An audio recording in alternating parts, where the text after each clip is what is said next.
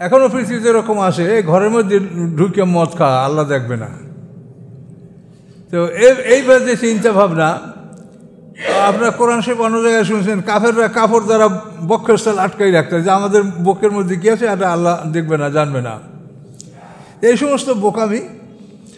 তা আল্লাহ বলেন যে তোমরা এগুলি থেকে সাবধান হতে না, এগুলি থেকে তোমরা লুকাতে না, যে তোমাদের বিরুদ্ধে সাক্ষী দেবে তোমাদের কান, তোমাদের চক্ষু, তোমাদের চামড়া, এদের থেকে তোমরা সতর্ক হতে না, এবং তোমরা ধারণা করতে যে আল্লাহ তাআলা অধিকাংশই জানে না যা তোমরা করো, তোমরা যা করো এর অধিক কিছু আল্লাহ জানে না। কাজে এই ধারণা করা ঠিক হবে না। আল্লাহ আমাদের সাথে আছে। তারপরে কেরামান কাতিবিন ফেরেশতা আমাদের দুই কাঁধের উপরে বসা আছে। তারপর আমাদের দুই হাত, দুই পা, তারপরে চোখ, কান, চামড়া, এরা সব আমাদের বিরুদ্ধে সাক্ষী। কাজে সাক্ষীর জন্য বাইরের কোনো সাক্ষী প্রয়োজন হবে না, প্রত্যেকটা মানুষের সাথেই তার সাক্ষী। কাজে এগুলি যদি আমরা বিশ্বাস করি যে একটা মানুষ সে অপরাধ করতে পারে না, সে জানে যে আমি যেখানেই একাকী থাকি, রাতের বেলায় অন্ধকারে, সব জায়গায় আমার সাথে আল্লাহ আছে, আল্লাহর পক্ষের সাক্ষী আমার সাথে আছে। চ্যানেলটি সাবস্ক্রাইব করে আমাদের সঙ্গেই থাকুন। আসসালামু আলাইকুম। সম্মানিত সুধীমণ্ডলী, আমাদের আলোচনা সূরা হামিম সাজদার 19 নম্বর আয়াত থেকে আমাদের আলোচনা এখন শুরু হবে ইনশাআল্লাহ। আউযু বিল্লাহি মিনাশ শাইতানির রাজীম। ওয়া ইয়াওমা ইয়াহশুরু আ'দা ইল্লাহি ইলান নার ফাহুম ইউজাউন। সেদিন একত্রিত করা হবে আল্লাহর দুশমনদেরকে আগুনের নিকট। বিচারের দিন, কিয়ামতের দিন, সেদিন একত্রিত করা হবে আল্লাহর দুশমনদেরকে আগুনের নিকটে। ফাহুম ইউজাউন, তাদেরকে বিন্যস্ত করা হবে। বিন্যস্ত মানে কে সামনে, কে পিছনে, কে মাঝে, এটা সুন্দরভাবে সাজানো হবে। এভাবে আগুনের সামনে সবাইকে একত্রিত করা হবে। 50,000 বছরের সমান একটা দিনে বিচার হবে। এক একটা জায়গায় এক একটা পরীক্ষা হবে, এটা একটা পরীক্ষা। হাত্তা ইজামা জাউহা, এমনকি যখন তারা ওই আগুনের কাছে আসবে, হা মানে আগুন, ওই আগুনের কাছে যখন আসবে, শাহিদা আলাইহিম সামুহুম আবসারুহুম ওয়া জুলুদুহুম, সাক্ষী দেবে তাদের বিরুদ্ধে। শাহেদা লাহু যদি হয় তার সাক্ষী হবে পক্ষে, আর শাহেদা আলাইহিম যদি হয় তাহলে সাক্ষী হবে বিপক্ষে। এখানে শাহেদা আলাইহিম, তখন সাক্ষী দিবে তাদের বিপক্ষে, সামুহুম তাদের কান, আবসারহুম তাদের চক্ষু, আর জুলুদুহুম এবং তাদের চামড়া, বিমা কানু ইয়ামালুন, যা তারা দুনিয়াতে করতেছিল। এর কোনো তাফসীর ছাড়াই বুঝতে পারছেন যে এভাবে আল্লাহ তাআলা হাসরের ময়দানে অঙ্গ প্রত্যঙ্গ থেকে সাক্ষী গ্রহণ করবেন। আর সূরা ইয়াসিনে তো বলা আছে যে তাদের মুখে সিল করে দেওয়া হবে, আল-ইয়াওমা নাখতিমু আলা আফওয়াহিহিম। তাহলে এখন ঈমান হচ্ছে বিশ্বাস। এখন এই কথাটা আমাদের বিশ্বাস করতে হবে যে আমাদের অপরাধ আমরা যেটা করি এর সাক্ষী হলো আমাদের কান, আমাদের চোখ, আমাদের চামড়া। তাহলে কি করে আমরা অন্যায় করতে পারি? অন্য এভাবে আসে, আল্লাহ বলছেন আমা কুনতুম তাস্তাতিরুনা, এই তো সামনেই আছে, এই 22 নম্বর আয়াতে দেখেন, সামনেই আসে, এভাবে সাক্ষী দিবে। তখন অকালুলে জুলুদহিম, তখন সেই মানুষেরা তাদের চামড়াকে বলবে, লেমা শাহিদতুম আলাইনা, তোমরা আমাদের বিরুদ্ধে সাক্ষী দিচ্ছ কেন? তখন মানুষেরা চামড়াকে বলবে, তোমরা আমাদের বিরুদ্ধে সাক্ষী দিচ্ছ কেন? কলু, তখন তারা বলবে, চামড়া বলবে, আনতাকানা আল্লাহুল্লাযী আনতাকা কুল্লা শাই, কথা বলাচ্ছেন আমাদের দ্বারা আল্লাহ তাআলা, যিনি সব কিছুকে কথা বলার ক্ষমতা দিয়েছেন। যিনি সব কিছুকে কথা বলার ক্ষমতা দিয়েছেন সেই আল্লাহ আমাদেরকে কথা বলার আজকে ক্ষমতা দিয়েছেন। ওহুয়া খালাকাকুম, তিনি তোমাদেরকে সৃষ্টি করেছেন, আউয়ালা মারাতেন, প্রথমবার। আমাদের প্রথম সৃষ্টি তিনি করেছেন, দ্বিতীয় সৃষ্টিও তিনি করবেন। ওয়াইলাহি তুরজাউন, এবং তোমাদেরকে তার কাছে ফিরিয়ে আনা হবে। তাহলে কোরআনের সরাসরি কথাগুলো যদি আমরা শুনি, এর কোনো আর ওয়াজ আর বাড়াইয়া বা ব্যাখ্যা করার কিছু প্রয়োজন হয় না।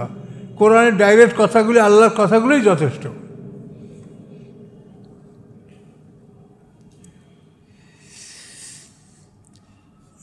এখন আল্লাহর পক্ষ থেকে বলা হচ্ছে, অমা কুনতুম তাস্তাতিরুনা,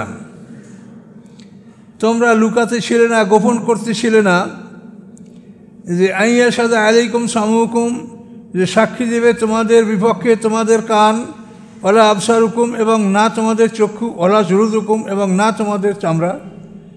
মানে এদেরকে তোমরা পরোয়া করতে না, বা এদের থেকে তোমরা কেমনে লুকাবেন? আপনি চামড়ায় দেখবেন এমন কাজ করা যায়, মানুষ করতে পারবে?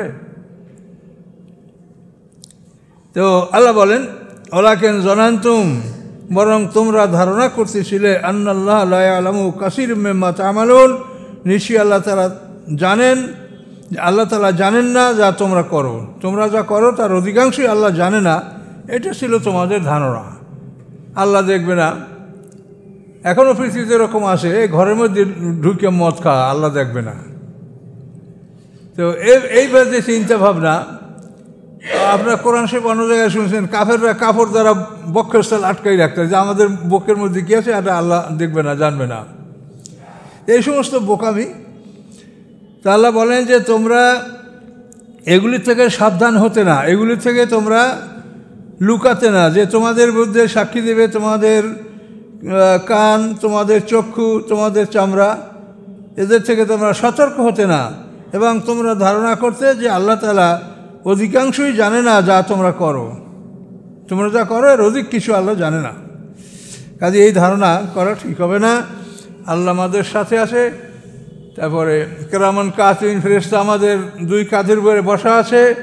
তারপর আমাদের দুই হাত, দুই পা, তারপরে চোখ, কান, চামড়া, এরা সব আমাদের বিরুদ্ধে সাক্ষী। কাজে সাক্ষীর জন্য বাইরের কোনো সাক্ষী প্রয়োজন হবে না, প্রত্যেকটা মানুষের সাথেই তার সাক্ষী। কাজে এগুলি যদি আমরা বিশ্বাস করি যে একটা মানুষ সে অপরাধ করতে পারে না, সে জানে যে আমি যেখানেই একাকী থাকি, রাতের বেলায় অন্ধকারে, সব জায়গায় আমার সাথে আল্লাহ আছে, আল্লাহর পক্ষের সাক্ষী আমার সাথে আছে। এই জন্যই যে কোরআনে পাক বলছেন, এটা যদি আপনারা খালি এই সরল অর্থটা পড়েন, তো তাতেও আপনারা বুঝতে পারবেন। বোঝার জন্য, হেদায়েতের জন্য প্রয়োজন এই শুধু অর্থ পড়লেই তাও আপনি যথেষ্ট হবে, কিন্তু পুরোপুরি পড়তে হবে।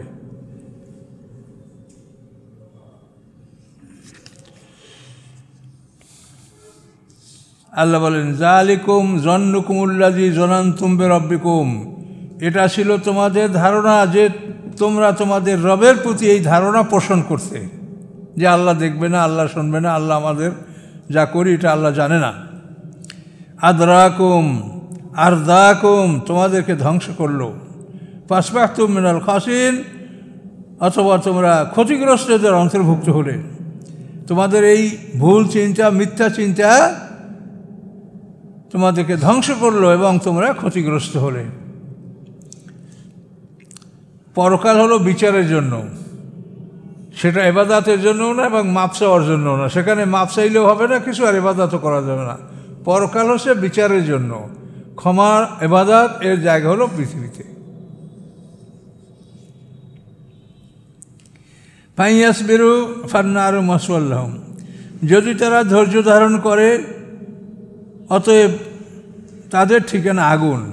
আগুন, ফান্নার আগুন, মাসওয়া ঠিকানা লাহুম তাদের ঠিকানা আগুন। ওয়াইয়াস্তাতিবু, যদি তারা নিজেদেরকে সংশোধন করার চেষ্টা করে, অনুগ্রহ লাভ করার যদি চেষ্টা করে, ফামাহুম মিনাল মুতাবিন, তাদেরকে অনুগ্রহ দেওয়া হবে না।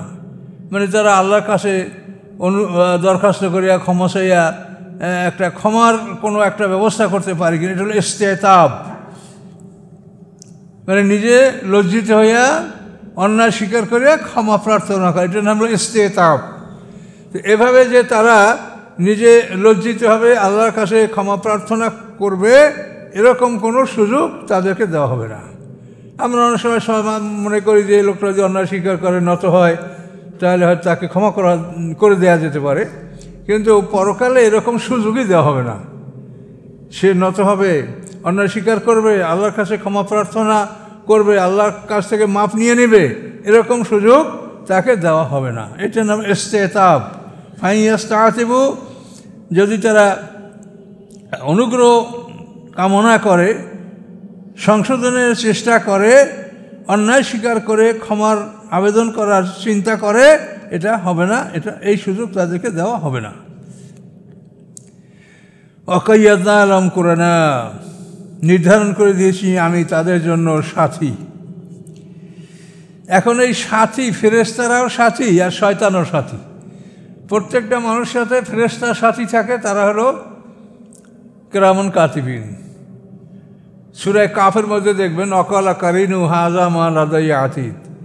মানুষের যে কারিন অর্থাৎ সাথী, যে ফেরেশতা সর্বদা সাথী ছিল, সে আমলনামাটা খুলে আল্লাহর কাছে উপস্থাপন করবে আর বলবে হাজা মা লাদাই আতীত, তার আমলনামা যেটা, এটা আমার কাছে এই দেখেন প্রস্তুত।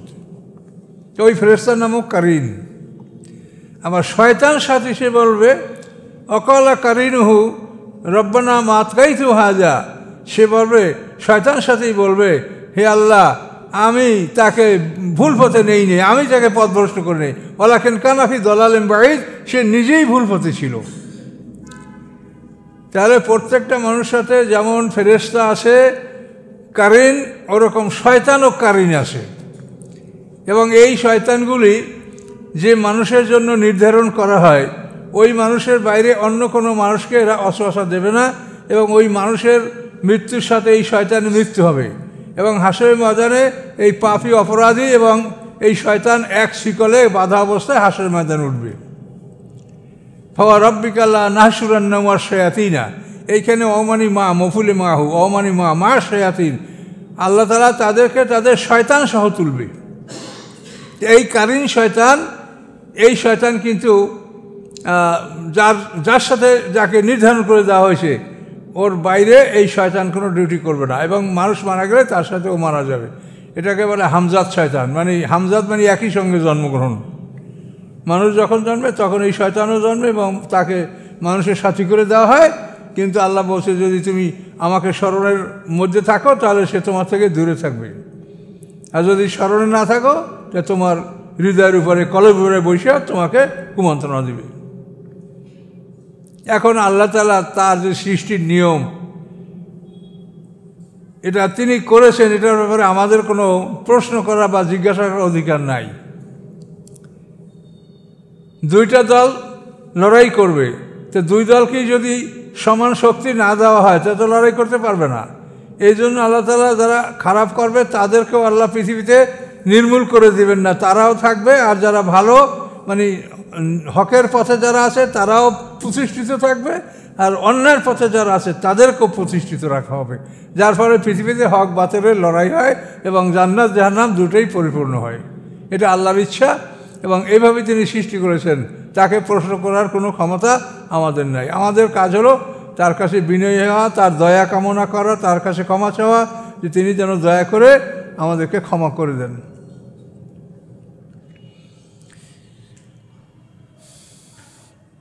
ওয়াকাইয়াদনা আলাম কুরানা। আর ওই নাস ফালাকের মধ্যে আছে কুল আউযু বিরাব্বিন নাস মালিকিন নাস ইলাহিন নাস মিন শাররিল ওয়াসওয়াসিল খান্নাস। এই যে খান্নাস, এই খান্নাস হলো এক শয়তান যে ওয়াসওয়াসা দিয়ে পালাইয়ে যায়। খান্নাসা শব্দের অর্থ পলায়ন করা। তো যে শয়তান ওয়াসওয়াসা দিয়ে পালিয়ে যায় সে কিন্তু আলাদা শয়তান, এলো ইবলিসের গ্রুপ। আর কারিন শয়তান এ পালাবে না, হয়তো একটু দূরে থাকবে, কিন্তু যেখানে যখন আপনি বন্ধ করবেন তখনই আবার আপনার হৃদয়ের উপরে বসবে। খান্নাস, কারিন, দুই ধরনের শয়তান মানুষের শত্রু, মানুষের সাথে তারা থাকে এবং মানুষকে কুপরামর্শ দেয়। অত্যন্ত আশ্চর্য আমাদের জীবন। আল্লাহ তাআলা কত ভয়ঙ্কর অবস্থায় যে আমাদেরকে সৃষ্টি করেছেন, এবং আমরা যে কি একটা অবস্থার মধ্যে আছি, এটা কোরআন পড়লে বোঝা যায় যে আমরা আসলে কত জটিল একটা সমস্যার মধ্যে আছি।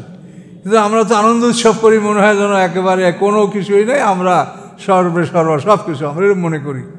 কিন্তু আসলে আমরা মহা সংকটের মধ্যে আছি। যদি এইখানে আমরা এই পরীক্ষা উত্তীর্ণ হতে পারি, তো সেইখানে সামনে আসে আনন্দ। দুনিয়ায় যত আনন্দ এগুলি হলো নমুনা। দুনিয়ায় জীবন যৌবন ভোগবিলাস সবই হলো নমুনা, কিন্তু প্রকৃত শান্তি সামনে। যদি এখানে আমরা পরীক্ষায় পাশ করি, তাহলে সামনে সব সুখ শান্তি ভোগবিলাস আমরা পাব। কিন্তু আমরা তো এইখানটাকেই মনে করছি এইটাই শেষ, এইখানেই সব কিছু করতে হবে। এগুলি শুধু কোরআন না জানার কারণে, কোরআনের কাছে না আসার কারণে আমাদের এই দুরবস্থাটা হচ্ছে। এর কোনোই বুদ্ধি নেই, কোনো ওয়াজ নাই, শুধু কোরআনের কাছে না আসার কারণে এই সমস্যাটা সৃষ্টি হচ্ছে। সবাইকে কোরআনের কাছে আসতে, এই কোরআন আল্লাহ তাআলা আমাদের জন্য পাঠিয়েছে। কাইয়াদনা আলম কোরআনা, আল্লাহ বলে নির্ধারিত করে দিয়েছি আমি তাদের জন্য সাথী। এই সাথীরা কী করে? ফাযায়্যানুল মা বাইনা আইদিহিম ওয়া মা খালফাহুম, সে সুসজ্জিত করে তাদের সামনের বিষয়গুলি এবং পিছনের বিষয়গুলি। সামনের বিষয়গুলি পিছনের বিষয়গুলি সুসজ্জিত করে, অর্থাৎ আমাদের সামনে আমরা দেখতে পাচ্ছি, তারপর আমাদের পিছনে আমরা যে অবস্থাগুলি আমাদের, মানে শয়তান তো চতুর্দিক থেকে আক্রমণ। তো এখানে বলা হয়েছে সৌন্দর্য করা, অর্থাৎ আমাদের সামনে আমরা যেটা দেখি, মানে এই কাজটা আমার করতে হবে, এই কাজটা করার জন্য যদি একজনকে মার্ডার করতে হয় তাহলে এটা মার্ডার করে করতে হবে। এভাবে শয়তান মানুষের মধ্যে তার সামনে যে দৃশ্যগুলি পৃথিবীতে আছে এগুলি করার জন্য শয়তান মানুষকে উৎসাহিত করে।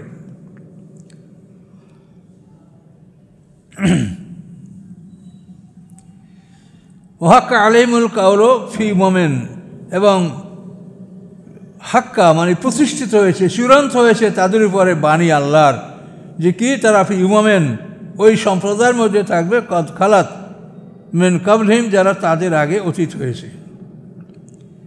মিনাল জিন্নি ওয়াল ইনস, জিন এবং ইনসানদের মধ্যে হচ্ছে যারা অতীতে চলে গেছে তাদের সাথে এরাও থাকবে। ইন্নাহুম কানু খাসিরিন, নিশ্চয়ই ওই যে আগে গেছে তারা ছিল ক্ষতিগ্রস্ত এবং এরাও হবে ক্ষতিগ্রস্ত।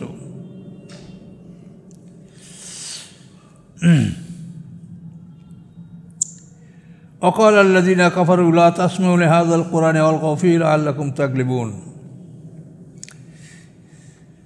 বলে কাফেররা লা তাসমাউ লিহাযাল কুরআন, এই কোরআন তোমরা শুনিও না, ওয়ালগাউ ফীহি, তোমরা এর মধ্যে বাজে কথা ঢেলে দাও, লাআল্লাকুম তাগলিবুন, তাহলেই তোমরা সম্ভবত জিতে যাবে।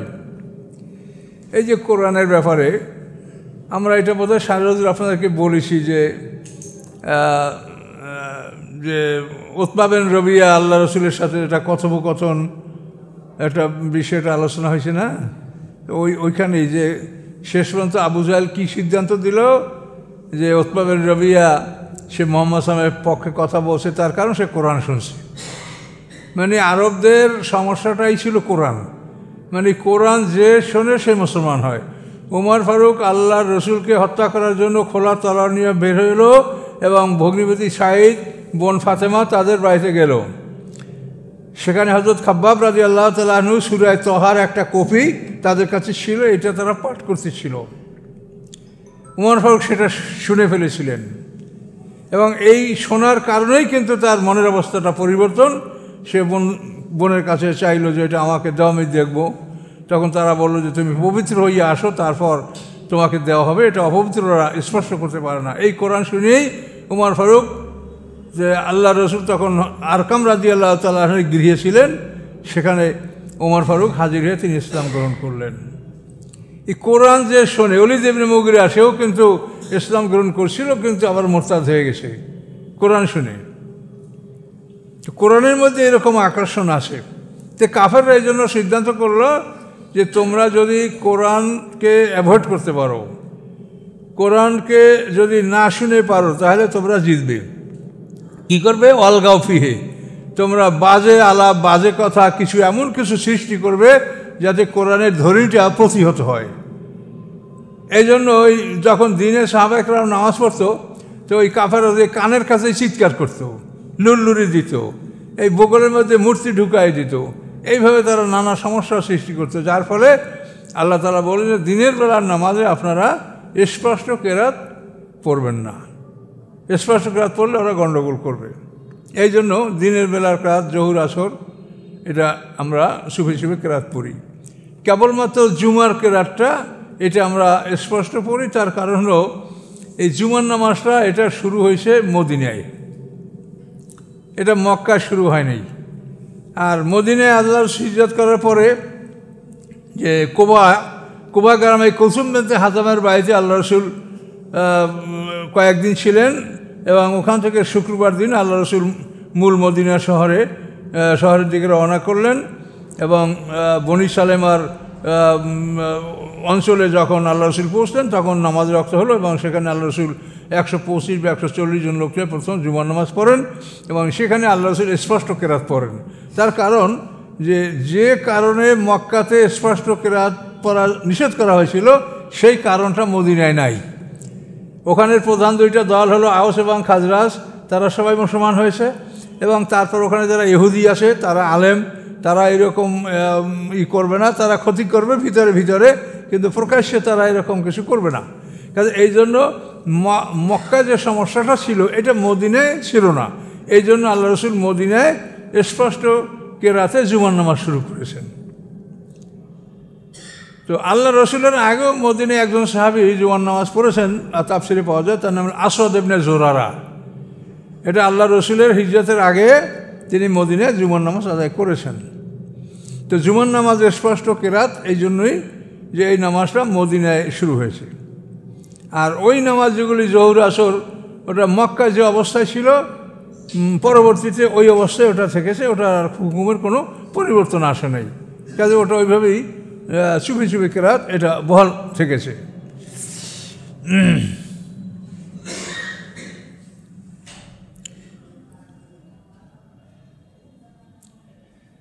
আচ্ছা, তো এজন্য কাফেররা বলে যে তোমরা এই কোরআন শুনবে না, কোরআন শুনলে যেমন ওই জেমা দাস দিয়ে আল্লাহ রসুলকে চিকিৎসা করার জন্য আসছিল, সেও তো কোরআন শুনে মুসলমান হলো। তো এইভাবে কোরআন শুনলেই তারা ইসলাম গ্রহণ করতো। এই জন্য কাফেরদের সিদ্ধান্ত ছিল যে কোনোভাবে যেন কোরআনের ধ্বনি আমাদের কানে না আসে।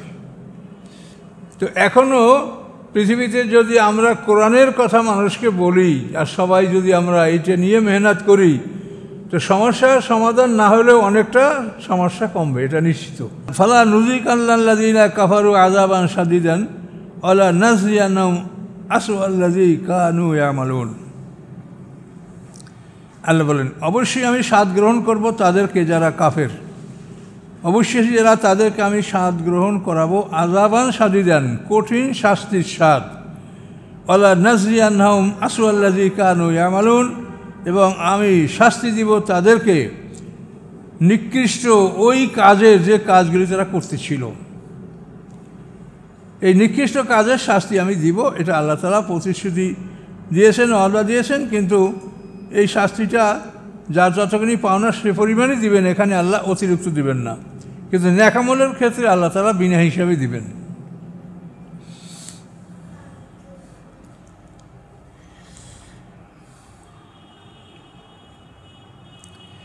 যালিকা জাযাউ আদাইল্লাহিন নার, আল্লাহ বলেন এই হলো পুরস্কার আল্লাহ দুশমনদের।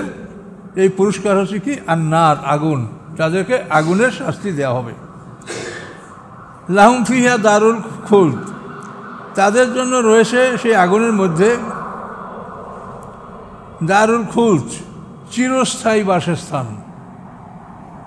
চিরস্থায়ী বাসস্থান হবে কাফেরদের জন্য আগুনের মধ্যে। জাযাম বেমা কানু বিআয়াতিনা ইয়াজহাদুন, এটা শাস্তি বেমা উহার কানু বিআয়াতিনা ইয়াজহাদুন, যে আমার আয়াতগুলিকে তারা অস্বীকার করতেছিল। এই অস্বীকার করার শাস্তি হলো এটাই যে তারা আগুনে থাকবে এবং আগুনের মধ্যে তাদের জন্য চিরস্থায়ী বাসস্থান নির্মাণ করা হবে।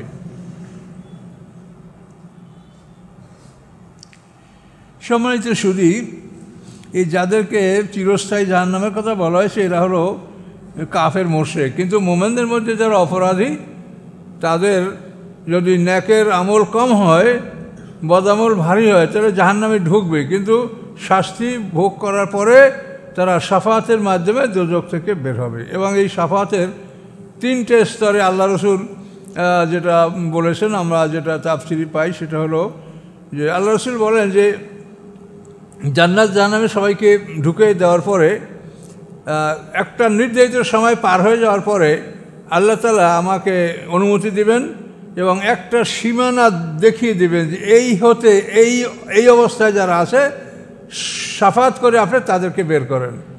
আমি আল্লাহর হুকুমে শাফাত করে তাদেরকে বের করব। এরপরে আবার নির্ধারিত একটা সময় পার হয়ে যাওয়ার পরে আবার আল্লাহ আমাকে অনুমতি দিবেন, সেখানে আমি দ্বিতীয়বার আরেক দলকে ভাবে আল্লাহ আমাকে সীমানা দিয়ে দিবেন, আমি তাদেরকে শাফাত করে বের করব।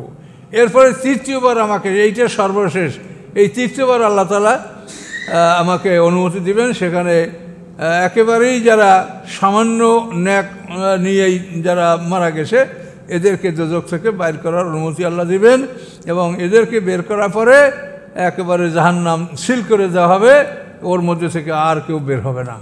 শাফাতের 3টে স্তরে এভাবে মানুষ দোজখ থেকে বের হবে। শাফাতের ব্যাপারটা কোরআনে বহু জায়গায় বলা আছে, কিন্তু শাফাতটা সম্পূর্ণ আল্লাহর ইখতিয়ার, এটা কিন্তু কেউ ইচ্ছা করে করতে পারবে না। শাফাত আছে কিন্তু আল্লাহর ইখতিয়ার, আল্লাহ যাকে অনুমতি দিবেন, যার জন্য অনুমতি দিবেন তার জন্য এটা করা যাবে, এটা ইচ্ছা মতো কেউ শাফাত করতে পারবে না। কাজে আমাদের সমাজে যারা শাফাত করার জন্য একদল লোককে নির্ধারিত করে রেখেছে যে এরা শাফাত করবে, এটা কিন্তু শিরক পর্যায়ের গুনাহ। এটা কখনোই আপনি একটা মানুষকে নির্ধারিত করে বলতে পারেন না যে সে শাফাত করতে পারবে, এটা বলার কারো কোনো অধিকার নাই।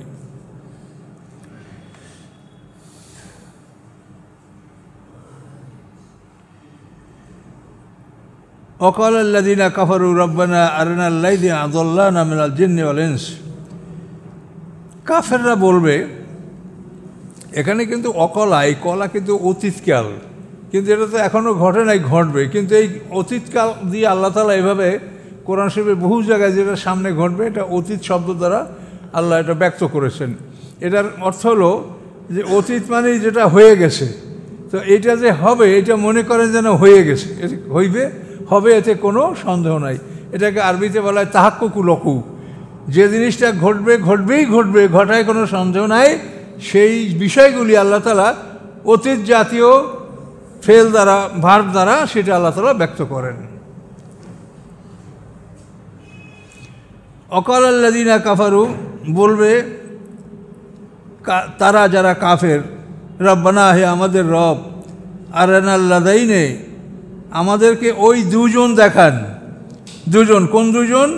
আদাল্লানা, যারা আমাদেরকে বিপদগামী করেছে, মিনাল জিন্নি ওয়াল ইনসি, মানুষ হতে এবং জিন হতে, মানে শয়তান, মানুষ শয়তান এবং জিন শয়তান, শয়তান এক জোড়া, মিনাল জিন্নাতে ওয়ান নাস, কোরআনেই বলা মানুষ শয়তান জিন শয়তান। এই মানুষ শয়তান এবং জিন শয়তান যারা আমাদেরকে বিপদগামী করেছে, আমাদেরকে তাদেরকে দেখান, তাদেরকে আমরা দেখতে চাই। তাহলে আমরা কি করব? নাজালহুমা তাহাতা আকদামিনা, আমরা তাদেরকে আমাদের পায়ের নিচে রাখব, আমাদের পায়ের নিচে রেখে আমরা তাদের উপর দাঁড়াবো। লিয়াকুনা মিনাল আসফালিন, যাতে তারা আমাদের নিচে অবস্থানকারী হতে পারে, আমাদের নিচে থাকবে আগুনের, আমরা তাদের উপরে দাঁড়াবো। এরকম মানে রাগ করে আল্লাহর কাছে বলবে, কিন্তু লাভ হবে না কিছুই। তবে এই বিষয়টা জানলে পরে আমরা সতর্ক হব, এই জন্য আল্লাহ জানিয়ে দিয়েছেন। কিন্তু এভাবে জাহান্নামীরা বলবে যে যে সমস্ত জিন ও ইনসান আমাদেরকে বিপদগামী করেছে তাদেরকে দেখান, তাদেরকে আমরা পায়ের নিচে রাখব।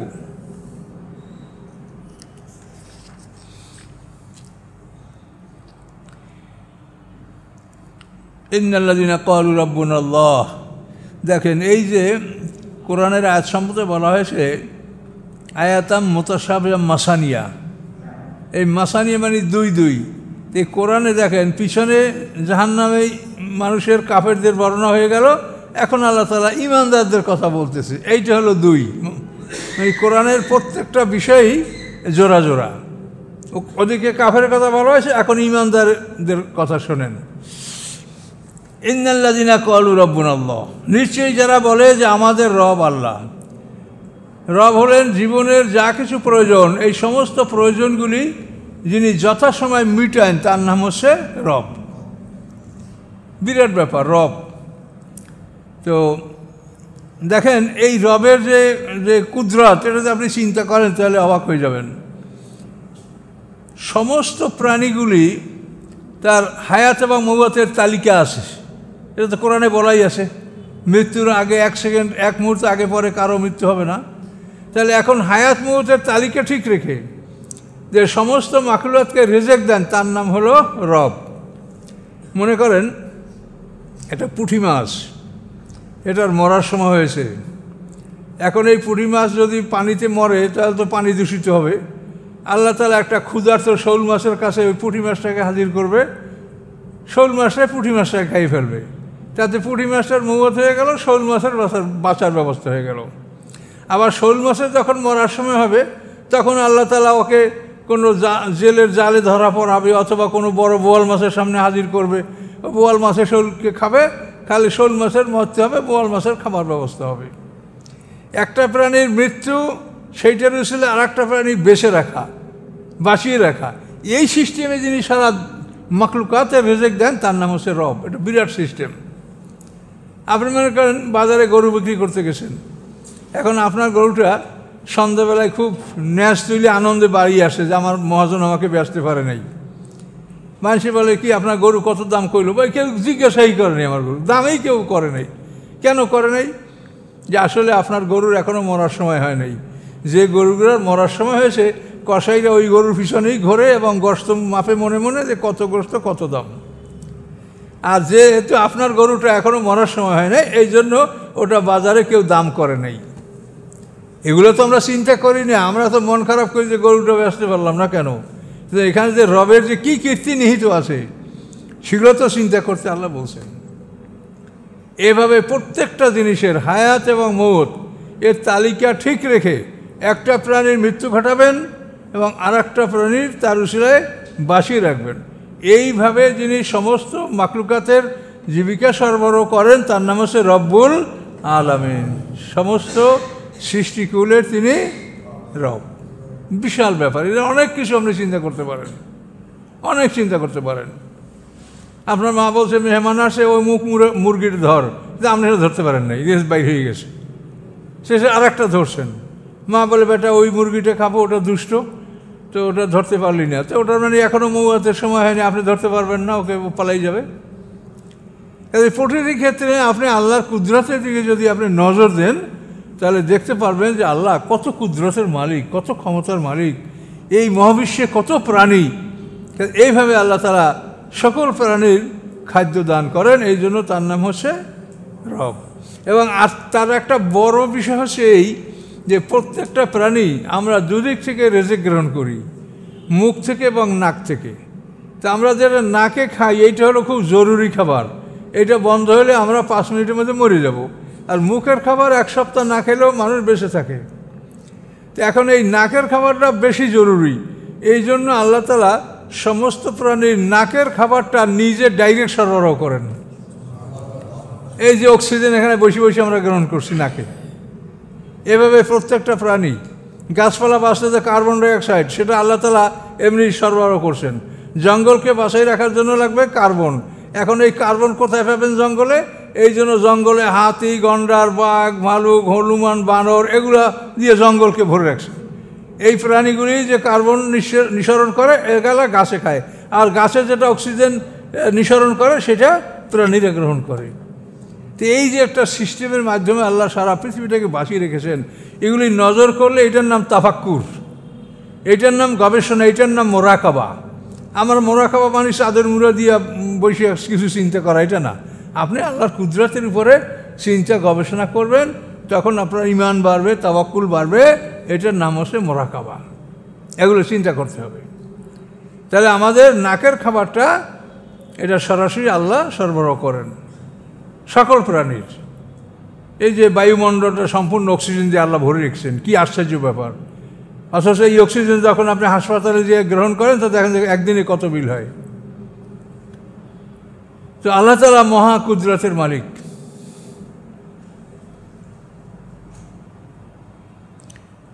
তো ইন্নাল্লাযিনা ক্বালু রাব্বুনাল্লাহ, যারা বলে নিশ্চয়ই আমাদের রব আল্লাহ, সুম্মা ইসতাকামু, এরপরে এই কথার উপরে তারা প্রতিষ্ঠিত থাকে।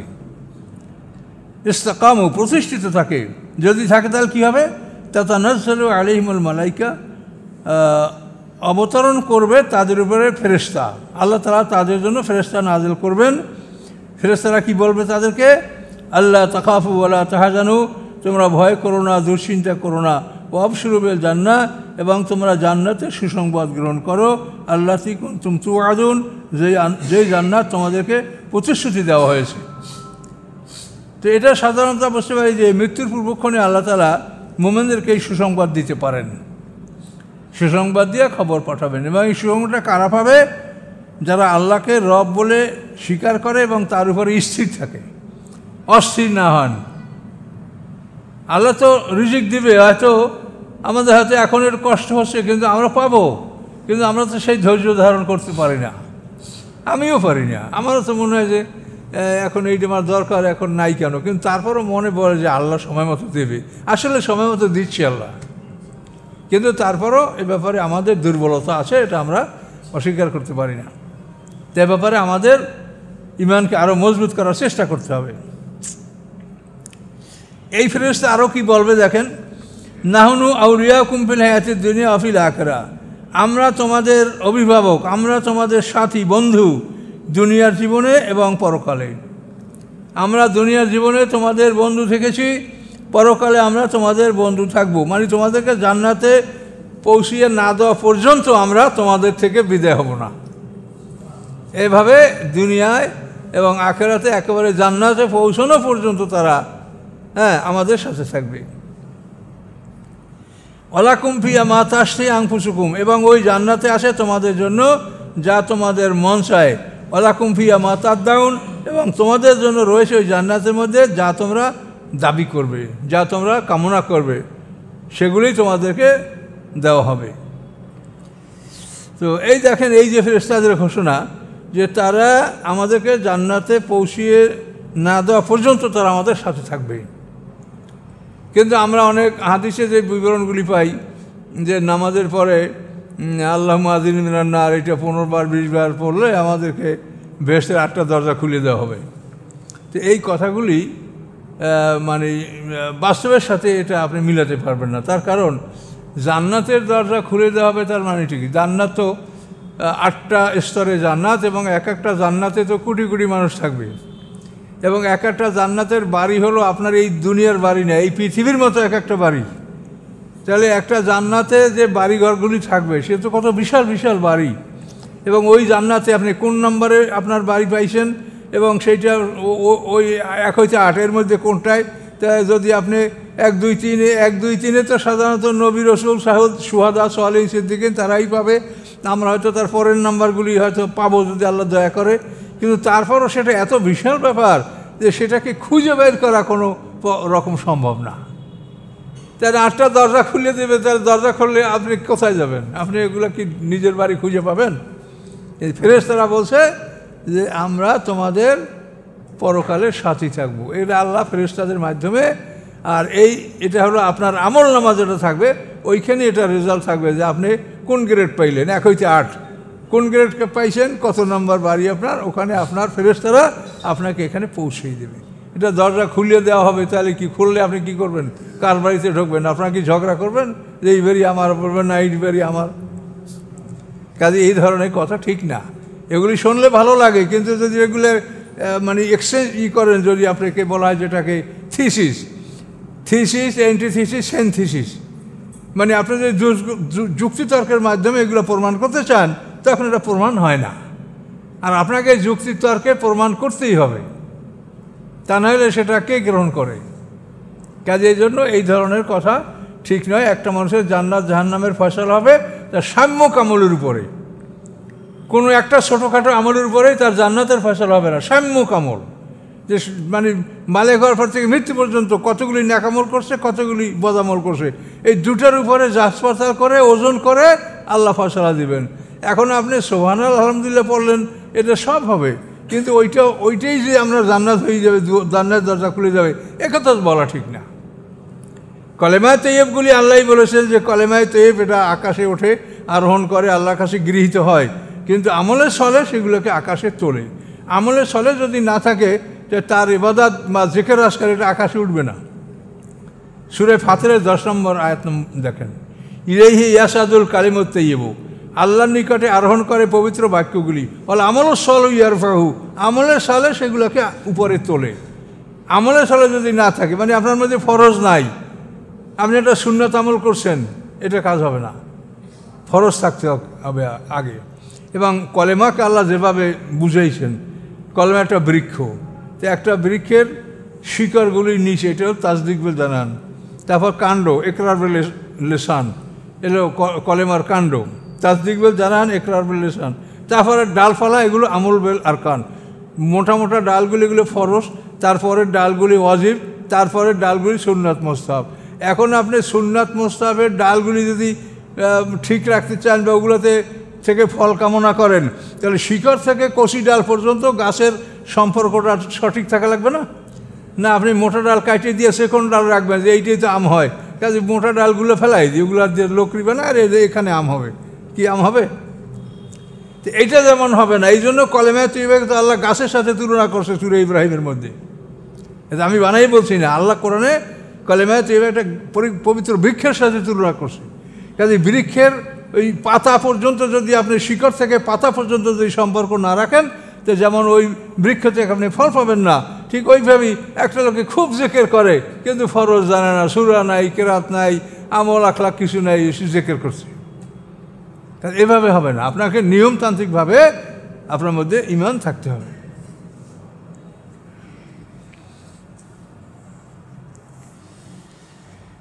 নুজুলাম মিন গফুরির রহিম, এবং নুজুলাম মানে হসপিটালিটি, সেবা, অতিথি সেবা, ক্ষমা, গফুর রহিম ক্ষমাশীল দয়াময় আল্লাহর পক্ষ থেকে অতিথি সেবা আমরা পাবো। দুধের নহর, মধুর নহর, শরাবের নহর, ইচ্ছামত পছন্দনীয় পাখির মাংস, যে কোনো জিনিস আপনি পছন্দ করবেন, যে ধরনের ফল আপনি পছন্দ করবেন, এই সব কিছু আপনি যা চাবেন তাই সেখানে পাবেন। আল্লাহর পক্ষ থেকে এটা মেহমানদারি, এবং আল্লাহ তাআলা তার নিজের পক্ষ থেকে পুরস্কার পাঠাবে জান্নাতে, সকাল বিকেলে ফেরেশতারা এটা আপনার বাড়িতে নিয়ে আসবে। কত বড় নিয়ামত আল্লাহ ঘোষণা করেছেন। কিন্তু এই নিয়ামত লাভের জন্য আমাদের লাগবে কি? 1 নম্বর ধৈর্য, সবুর।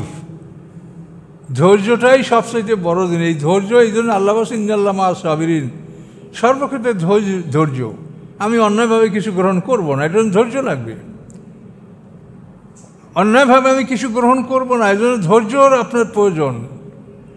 কাজেই আল্লাহর পক্ষ থেকে এই মেহমানদারি, এটা অত্যন্ত খুবই আনন্দের ব্যাপার। আপনি চিন্তা করে দেখেন, আমরা 1 কেজি দুধ 80 থেকে 100 টাকা কিনি, তা ভেজাল।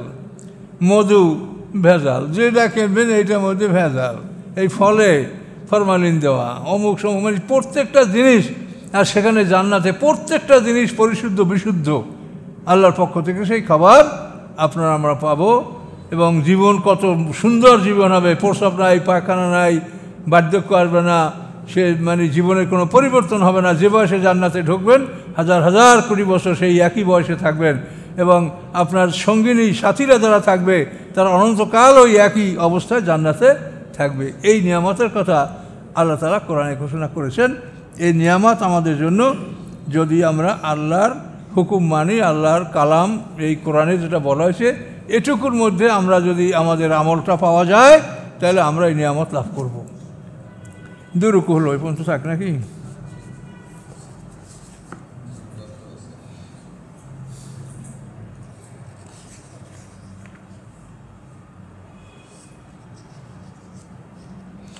এই যে 25 নম্বর আয়াতে বাইনা আইদিহিম ওমা খালফাহুম, এই ওমা খালফাহুম সেটা আমি পরিষ্কার করতে পারিনি, এটা আমি আপনাদেরকে আবার পরের সপ্তাহে পরিষ্কার করে বলবো। এটা এখানে আইদিহিম যদি তাদের সামনে যারা আছে, ওমা খালফাহুম যদি মান ধরা হয়, তাহলে তাদের পূর্বে যারা ছিল তাদের কথা বোঝানো হবে। কিন্তু এইটা হয়েছে না অন্য কিছু, সেটা এখনও ব্রেইনে আসতেছে না। আমি এটা পরে ইনশাল্লাহ আপনাদের ক্লিয়ার করবো, এটা ক্লিয়ার হয় নাই। আস্তাগফিরুল্লাহ আল্লাযী লা ইলাহা ইল্লা হুয়াল হাইয়ুল কাইয়্যুম ওয়া আতুবু ইলাইহি লা হাওলা ওয়া লা কুওয়াতা ইল্লা বিল্লাহিল আলিয়্যিল আযীম। আল্লাহুম্মা সাল্লি আলা মুহাম্মাদিন ওয়া আলা আলি মুহাম্মাদিন কামা সাল্লাইতা আলা ইব্রাহিম ওয়া আলা আলি ইব্রাহিম ইন্নাকা হামিদুম মাজিদ। আল্লাহুম্মা আমিন। রব্বানা যালামনা আনফুসানা ওয়া লাম তাগফির লানা ওয়া তারহামনা লানাকুনান্না মিনাল খাসিরিন। ربنا عليك توكلنا وإليك نبنا وإليك المصير ربنا لا تجعلنا فتنة للذين كفروا واغفر لنا ربنا إنك أنت العزيز الحكيم سبحان ربك رب العزة عما يصفون وسلام على المرسلين الحمد لله رب العالمين আগামীকাল ভেরিফারা প্রোগ্রাম আছে ইনশাল্লাহ, আপনারা যাবেন। আর এখানে বই আছে, তাফসির, সিরাত, যদি কেউ মনে করেন তো নেবেন।